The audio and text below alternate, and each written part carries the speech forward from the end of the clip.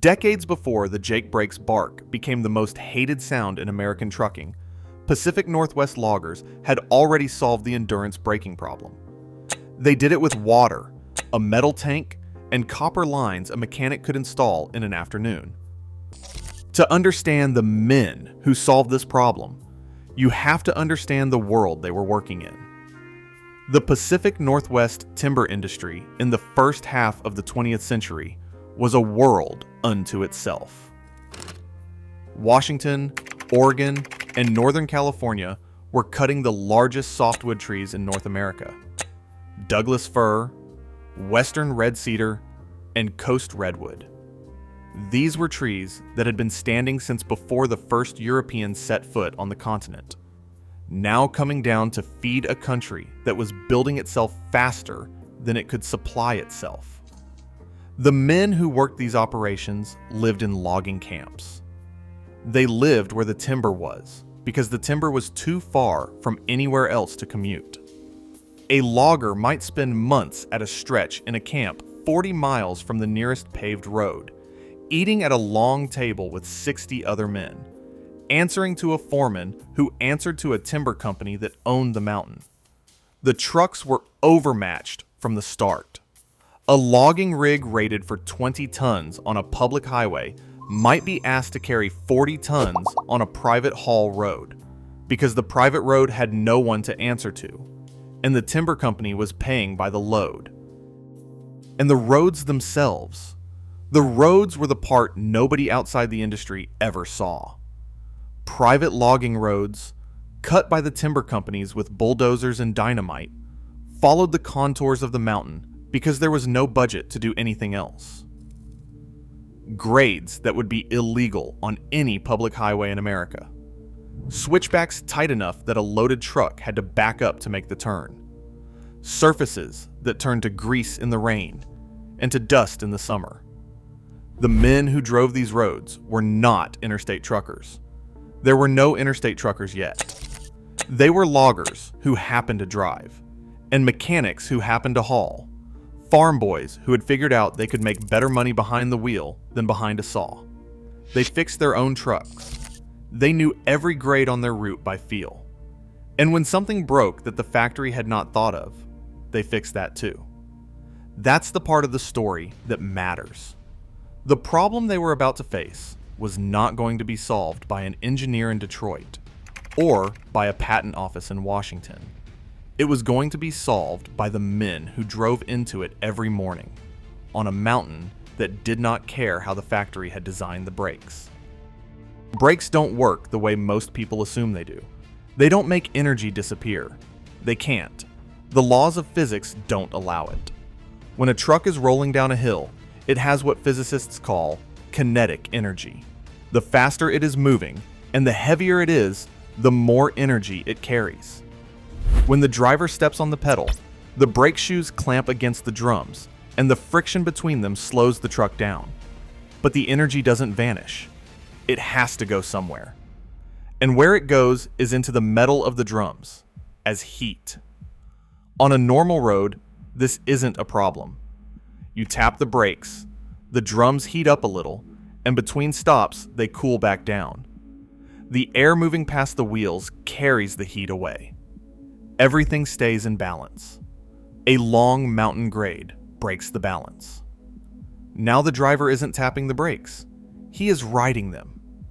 He has been riding them for 2 miles, 3 miles, 5 miles. The drums are being asked to absorb not a single stop's worth of energy, but the entire weight of the truck and its load, multiplied by gravity, multiplied by distance. And there is no break between applications for the metal to cool down. The temperature inside the drum starts climbing, 200 degrees, 400 degrees, 600 degrees, and somewhere past that, the drum stops behaving like a brake at all. The friction lining, the material pressing against the drum, starts to glaze over. The surface goes smooth and hard and slick. The pedal still goes down. The shoes still press against the drum, but the grip is gone. Drivers had a word for what came next. Fade. The brakes faded.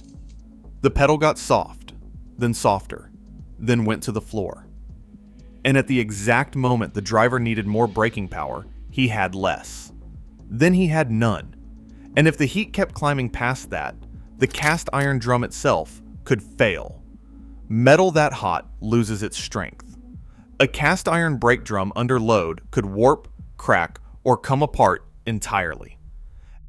At that point, the shoes were pressing against nothing, and the truck was a free object on a hill. The industry had a word for that too. Runaway. A loaded rig with no functional way to slow itself, picking up speed on a mountain grade, with a driver inside who had run out of options. Some of them made the bottom. Some of them went off the edge. Some of them were still going fast enough when they hit the flat that it did not matter anymore. This was the problem. Not a design flaw. Not a maintenance issue. A physics problem built into the fundamental way friction brakes work. And it was killing men on a regular basis on private haul roads that officially did not exist. The solution did not come from an engineer. It did not come from a factory, or a university, or a government laboratory. It did not come from anyone whose name you would find in a patent record, or a trade journal, or a history book. It came from the men who were driving the Pacific Northwest Mountains every day, because they were the ones who had to solve it, or die trying. And the solution they came up with was so simple that when you hear it, your first instinct is going to be that it could not possibly have worked. They used water. Somewhere on a logging operation in the Pacific Northwest, in the 1920s or the 1930s, a driver or a mechanic or a foreman looked at the problem and thought about it differently. The brake drums were failing because they were getting too hot. The drums were getting too hot because the friction had nowhere to dump its heat. So what if you gave the heat somewhere to go? They bolted a metal water tank to the logging truck. On some rigs, the tank went behind the cab. On others, it sat on the trailer. They ran copper lines from the tank down to each brake drum, with a valve the driver could open from inside the cab. And when the truck hit the top of a grade, the driver opened the valve and water started flowing onto the drums. What happened when the water touched the metal was simple physics. The drums, under hard braking, were already hot. The instant a drop of water hit them, it did not stay a drop. It flashed to steam. And the energy required to turn liquid water into steam is enormous. Every drop that vaporized carried a piece of the drum's heat with it, straight up into the air and away from the truck. There was a saying in the timber country, documented by the Hood River History Museum in Oregon. Streaks of water down the hill meant water-cooled brakes ahead. If you were driving up a logging road and you saw wet tire tracks running down it, you knew a loaded rig had come down recently, and it had come down the only way a loaded rig could come down safely.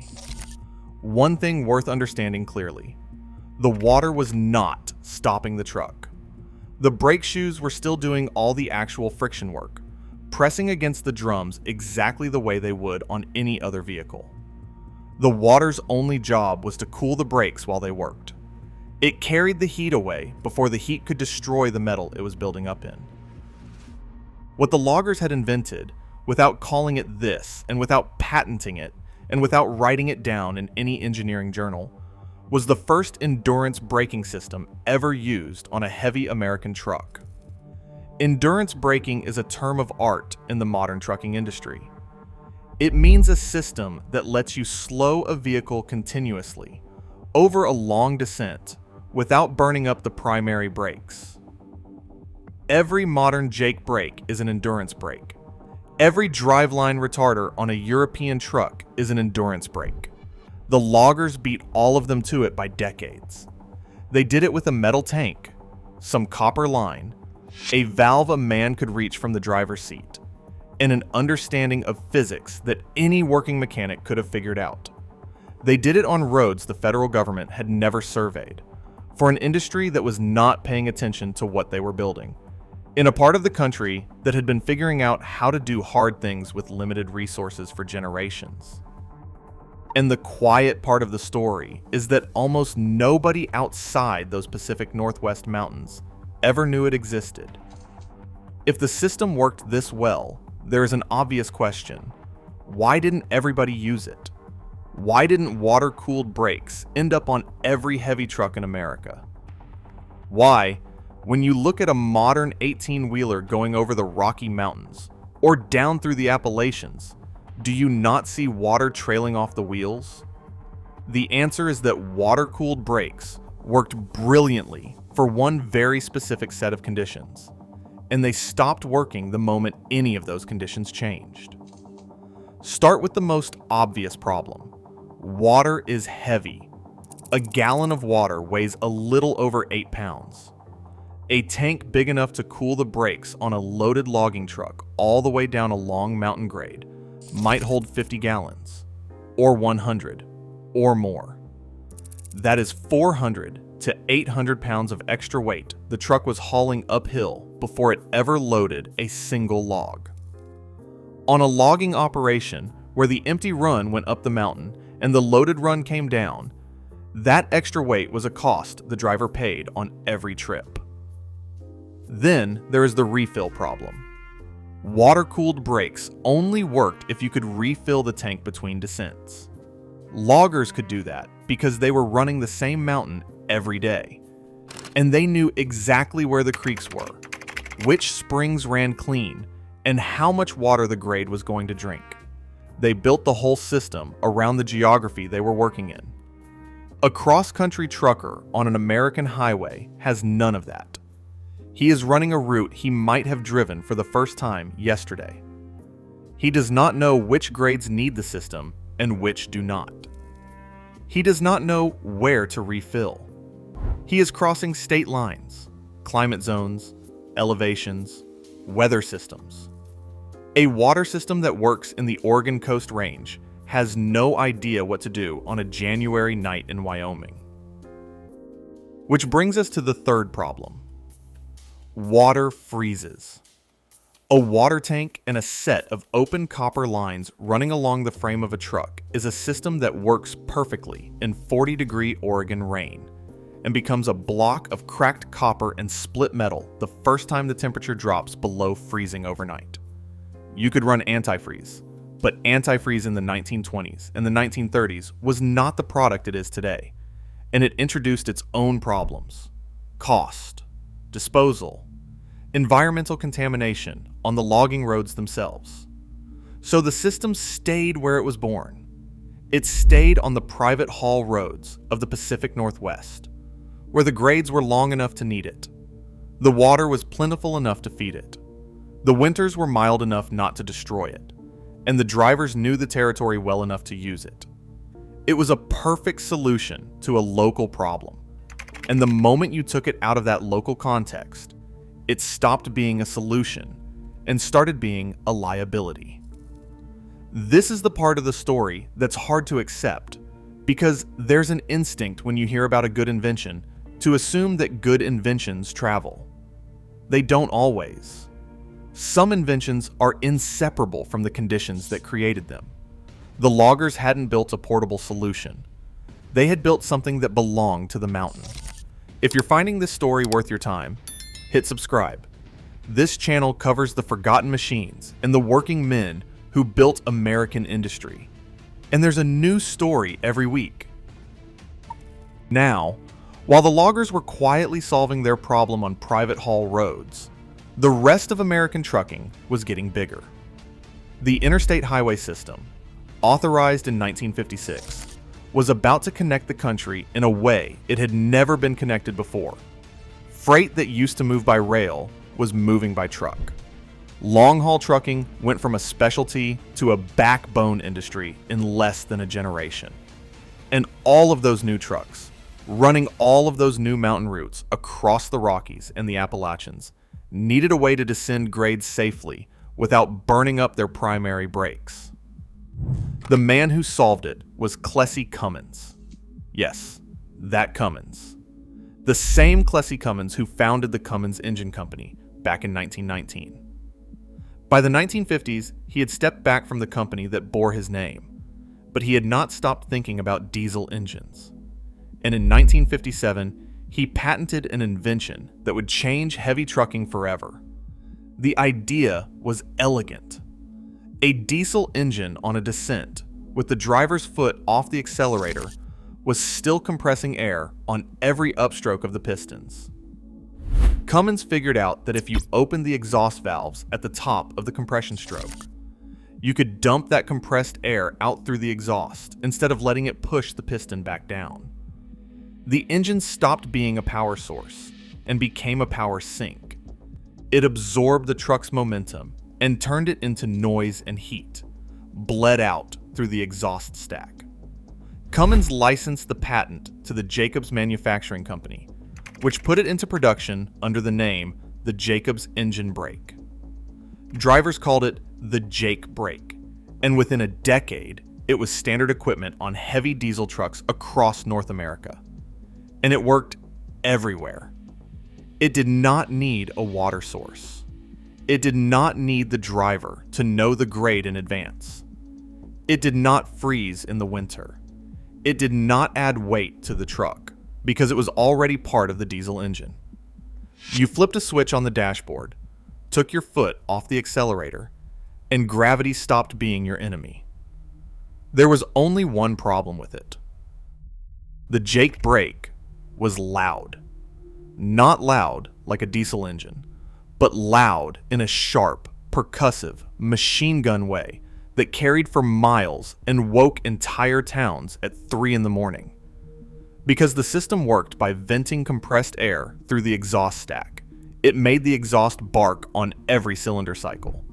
Drivers could muffle it somewhat, but most did not. By the 1970s, no Jake Brake signs were going up at the town limits of small communities on every trucking corridor in America, from the Oregon coast to rural Vermont. The irony is hard to miss. The system the loggers had built, decades earlier, on roads nobody had mapped, was silent.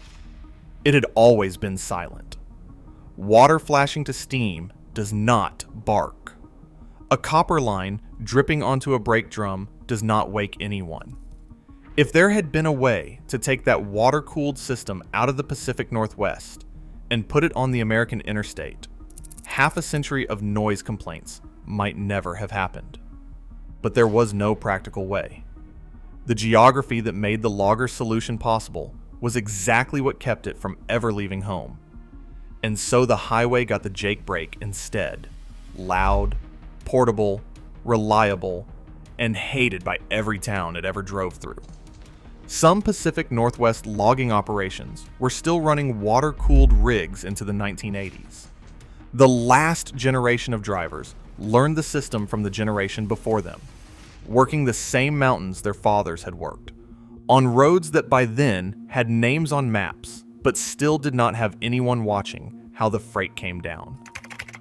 The Hood River History Museum in Oregon keeps the saying alive. Streaks of water down the hill meant water-cooled brakes ahead. It is one of the few official traces left of a system that was never patented, never marketed, never written up in a trade journal, and never given a proper name by the men who invented it. Every modern endurance brake on a heavy truck, the Jake Brake, the driveline retarder, and the regenerative braking system on a hybrid rig is solving the same physics problem the loggers solved first. The tools are different. The principle is the same. Get the heat out of the brakes before the brakes can fail. The loggers got there first.